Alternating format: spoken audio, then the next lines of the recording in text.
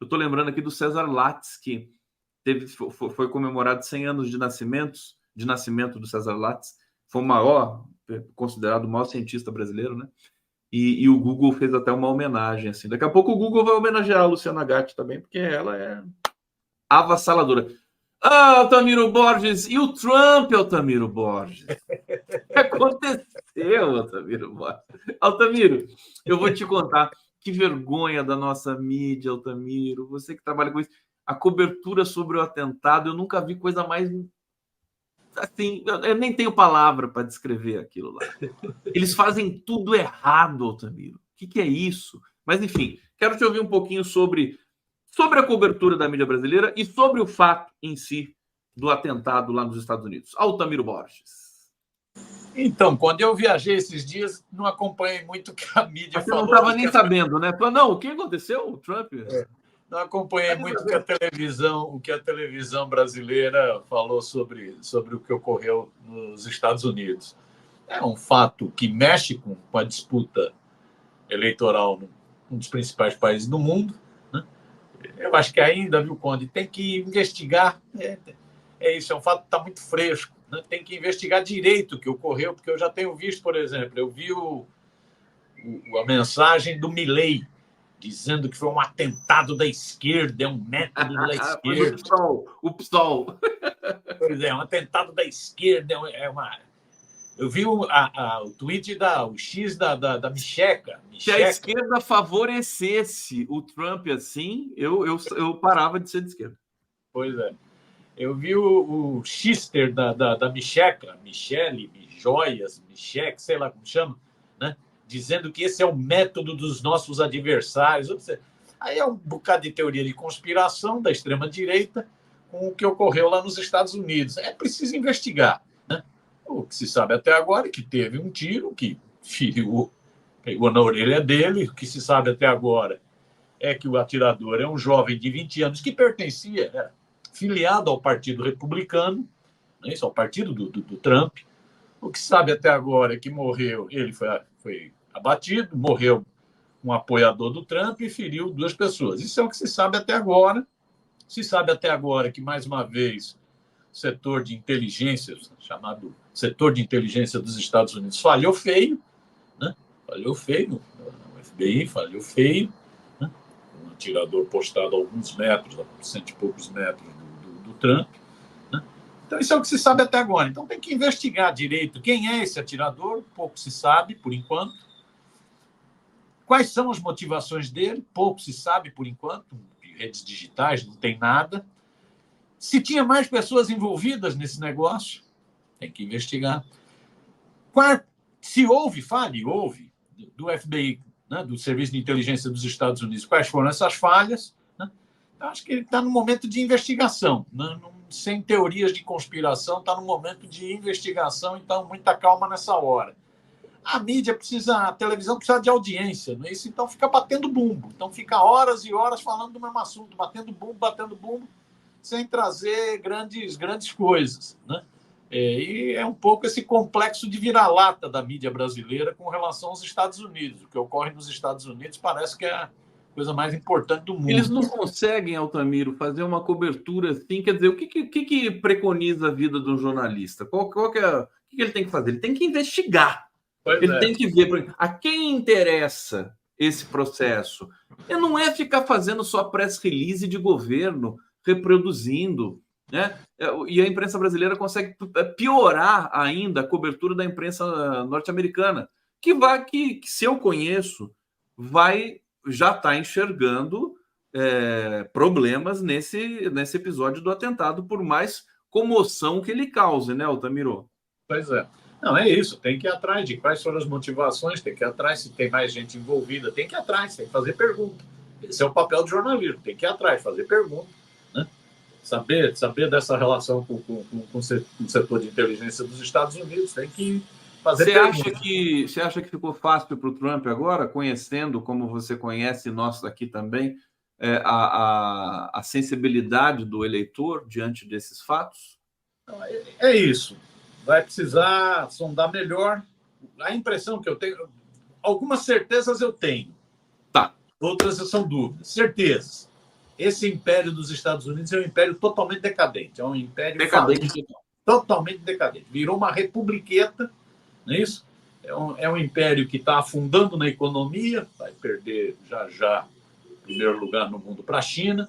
É um império que já não tem o domínio total das armas, não tem o domínio total, vive da indústria bélica, mas não tem mais o domínio total das armas. Está aí a Rússia que prova isso, não é isso? Mesmo com toda a grana que está sendo injetada pela OTAN na Ucrânia, né? Então é um império crise econômica, é um império em crise na área militar, é um império também em crise se chama de batalha de narrativas, disputa de ideias na sociedade. É um império decadente, é isso. Os Estados Unidos, que a mídia brasileira, que essa mídia monopolista brasileira com complexo de vira-lata baba tanto, os Estados Unidos hoje são um país decadente, né? É isso, é um país de miséria, é um país armado, é impressionante. Aliás, deixa eu só fazer um comentário. Só concluir esse raciocínio, é um país, isso, onde tem um monte de psicopata que invade escola, mata criança, é um monte de psicopata. É uma sociedade do ódio, da violência, da arma, é uma cultura da arma, que é um negócio impressionante. Então o cara vai lá com o rifle, pum, dá um tiro, e vai, e pronto, né? Então, isso é uma certeza, esse império é um império decadente. Outra certeza é que a tal democracia dos Estados Unidos não é essa bola toda que a mídia brasileira vive cantando bola, vive babando, né? É uma democracia falida. Porque isso, inclusive, não é uma democracia falida por causa das redes digitais de hoje. Não, é uma democracia que já vem de muito tempo, né? Esse não é o primeiro presidente que sofre atentado.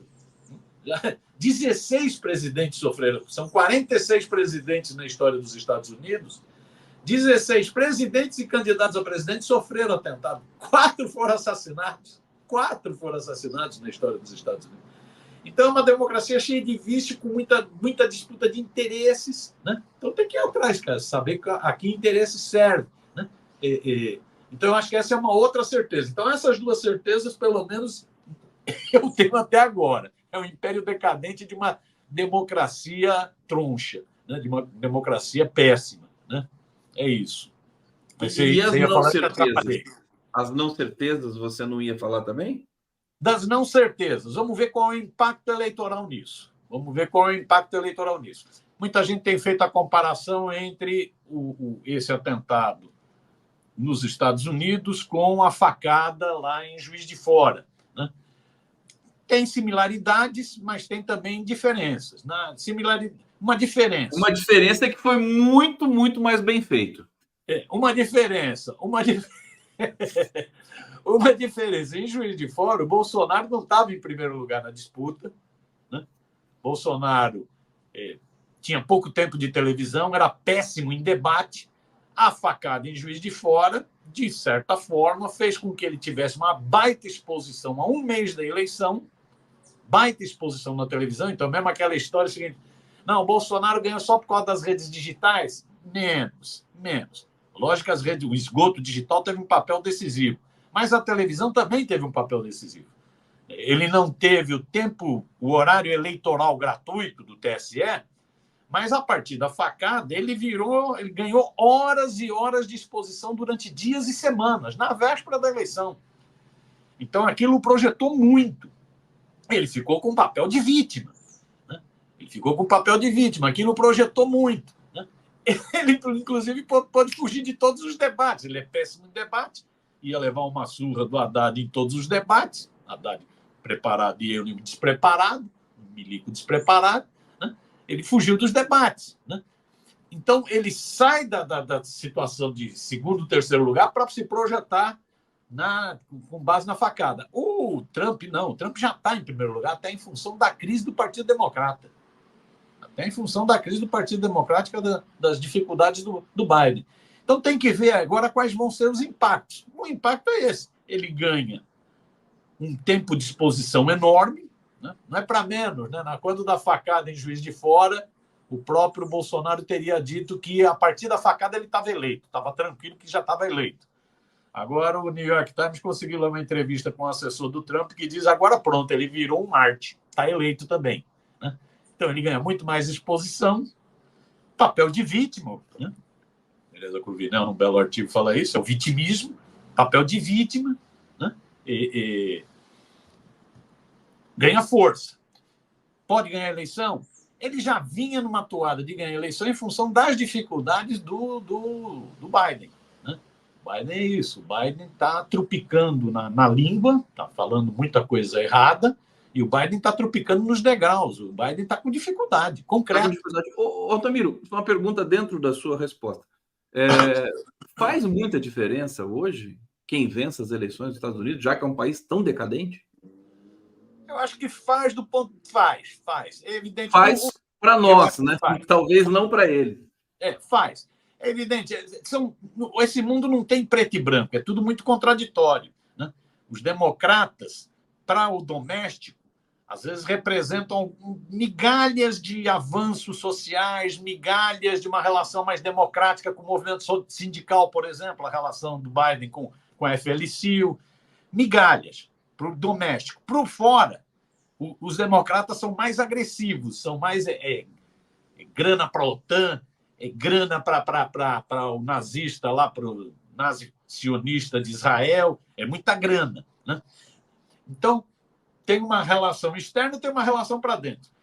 Tem uma relação na disputa política que está se dando no mundo hoje. Não é para menos. Veja a reação do Bolsonaro. Veja a reação da extrema-direita hoje nas redes sociais. Né? Eles estão dizendo, o Bolsonaro está dizendo, agora pronto, está eleito, estaremos juntos na posse, eu vou aí para a posse. O bolsonarismo está dizendo, se o Trump ganha nos Estados Unidos, fortalece o movimento da extrema-direita aqui no Brasil para anular a decisão do TSE. Eles estão contando com isso, eles estão contando com a vitória do Trump para uma mudança de correlação de forças no mundo e aqui na América Latina e aqui no Brasil. Né? Eles estão contando com a vitória do Trump, com a vitória nas eleições municipais e com as mudanças no TSE para tentar reverter a inelegibilidade do Bolsonaro. Então, faz diferença? Faz. Eu acho que o fascismo se sente mais excitado no mundo inteiro, né, com a vitória do Trump. É a mensagem do Bolsonaro. É o nosso grande líder. O Trump é o grande líder da extrema-direita, do que eles chamam de conservadores no mundo. Né? Então, isso tem impacto na situação, nesse contexto mundial. Né? Acho que tem impacto. Agora, é isso. Você pergunta, entre o Biden e o Trump tem muita diferença? Eu acho que tem diferença na política interna, doméstica. Nesse sentido, os democratas têm uma relação melhor com questões sociais e questões democráticas, mas os democratas têm uma péssima posição imperialista, de ingerência, né, anexacionista, militarista. Olha, eu estou achando, Altamiro, que foi muito cedo, né? As eleições americanas ainda vão ser realizadas daqui a 4 meses, se não me engano. Novembro, isso. Novembro. No Brasil, o Bolsonaro levou a facada em setembro, né? Um mês antes das eleições. Então, eu acho que se os jornais estadunidenses fizerem um mínimo trabalho que a imprensa brasileira nunca fez na vida, eu acho que ainda teremos fortes emoções no sentido de que não está ganha para o Trump essas eleições, e vamos ver o que o Biden vai fazer da vida também, né? Se vai desistir, se não vai. O paizinho, né? Decadente. De categoria.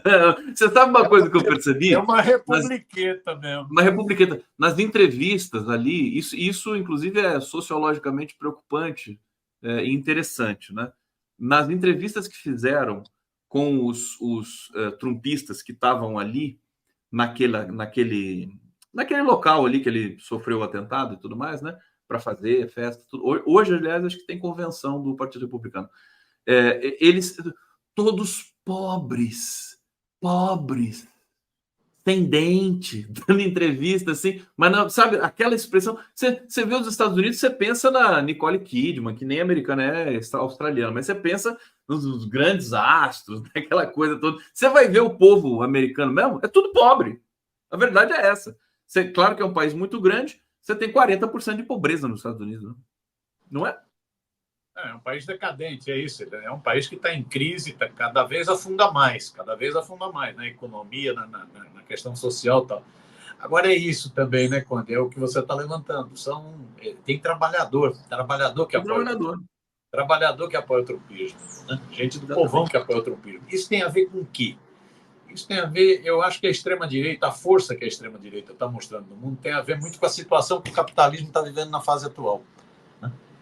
O capitalismo ele chegou a um grau de desagregação, ele chegou a um grau de esgarçamento do tecido social, né? Que a extrema-direita consegue penetrar no povo, utilizando o quê? Utilizando emoções e utilizando respostas simplistas para as coisas.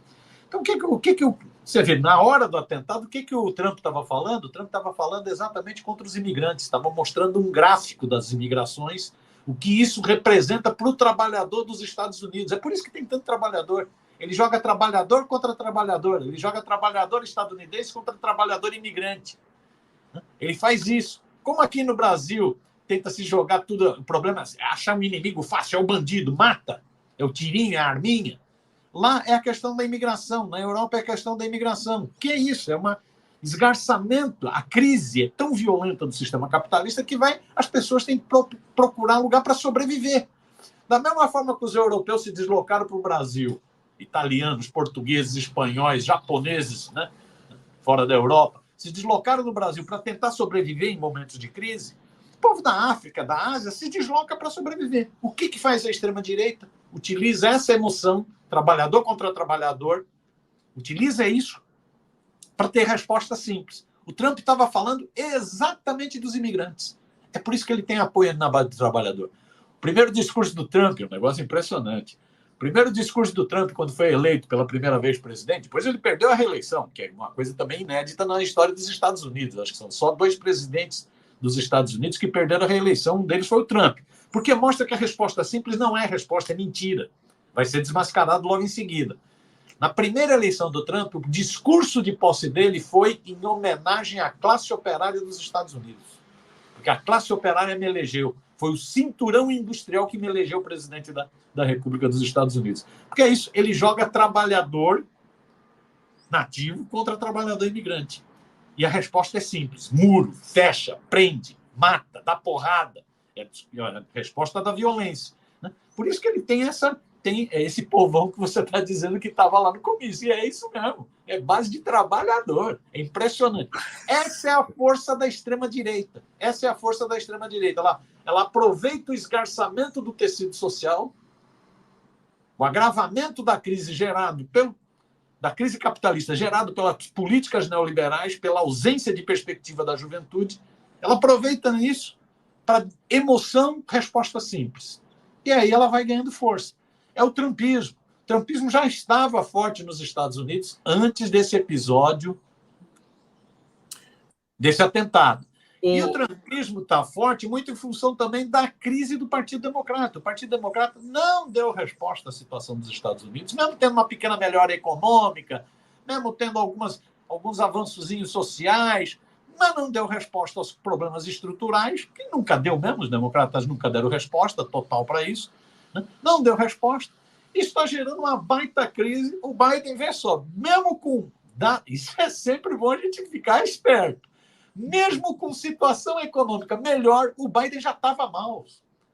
Aí junta a situação própria do Biden, que é isso, o Biden está trupicando na língua e nos degraus. Ele está com problema, é evidente que está com problema. É evidente que tem a ver com um problema de idade, cansaço, faz parte, é ser humano. Né? Mas obcecado não larga o osso de jeito nenhum. Né? Eu acho que sabe o que vai acontecer agora? É. O Biden não quer desistir, mas agora com esse atentado, o Trump vai ficar de tal maneira mais forte eleitoralmente que acho que o Biden não vai querer sofrer a humilhação de uma derrota e vai passar a responsabilidade para Kamala Harris. Eu tô achando que vai acontecer isso. Tô pensando alto aqui com você, Altamiro. Você vai virar consultor lá, vai virar consultor dos Estados Unidos. Virar consultor. Eu acho que é isso. Eu acho o argumento que ele usa para não. Eu vi, sabe por quê? Ele ficou muito tristinho quando foi dar a nota do governo com relação ao atentado ao Trump. Ele falou, ele ficou tão triste que ele nem errou nada. Ele acertou tudo. Agora, eu acho que o problema não está nele, não. O problema, a desistência dele, que pode vir a ocorrer mesmo, a desistência está em outros movimentos que estão ocorrendo no subterrâneo. Sim, né? Claro. Movimentos no subterrâneo. A eleição nos Estados Unidos é a eleição de grana. É a brincadeira que você estava fazendo agora há pouco, de milhões para bilhões. A eleição dos Estados Unidos é de bi, é de B, não é de M, é de bilhões, bilhões de dólares. São muitos interesses em jogo. Interesses da indústria armamentista, interesses das gigantes da tecnologia, das big techs, interesse da automobilística. São muitos interesses que tem nos Estados Unidos. Então, é muita grana, e é investimento pesado, é campanha de grana, não é pública, não, é grana privada. O que está ocorrendo? Os grandes financiadores do Partido Democrata estão falando o seguinte: não, nós vamos depositar o dinheiro, mas só vamos autorizar o uso se não for o Biden. Aí é de matar. Aí maldade, o Biden vai tropicar na palavra e no degrau de fato. Vários parlamentares já começam a fazer um movimento para pedir que ele desista. Já começa a ser aventada a possibilidade, se ele não desistir, porque o argumento que ele usa para não desistir é o seguinte: não, eu sou o mais preparado, eu sou o único que tem condições de derrotar o Trump. Ninguém mais tem condição. Esse é o argumento que ele está usando. Vários parlamentares do Partido Democrata já estão dizendo o seguinte: se ele não desistir, nós vamos entrar com um processo, tem lá uma legislação interna que permite caçar a candidatura dele, mesmo ele tendo sido aprovado nas prévias por incapacidade cognitiva. Olha só o drama nesse negócio. Altamiro Borges aqui no 11 News, meus amores, meus onzers, meus onzeners, meus elevers. Estão aqui, quer ver a brincadeira que o Zé Carlos Faria fez aqui, ó? Em vez de onzeners, poderíamos ser os eleveners. Onzers. Olha, Emília Elias fez uma declaração de amor a você aqui, o Altamiro. Ele disse o seguinte: não tinha percebido os lindos olhos do Miro quando tirou os óculos. Miro, atenção agora, que rufem os tambores. Miro, tira os óculos pra gente ver, Miro. Vamos ver esse negócio aí. Deixa eu ver. Olha lá. Tá doado, pronto. Tá doado. Estão verdes ou azuis? São qualquer coisa? Acho que é azul, sei lá. É verde. Então é verde, pronto. Combina com o meu time. Palmeirense. Exatamente. É isso. Por isso que eu sou palmeirense. Tá nos olhos. Não tá nem no sangue, tá nos olhos.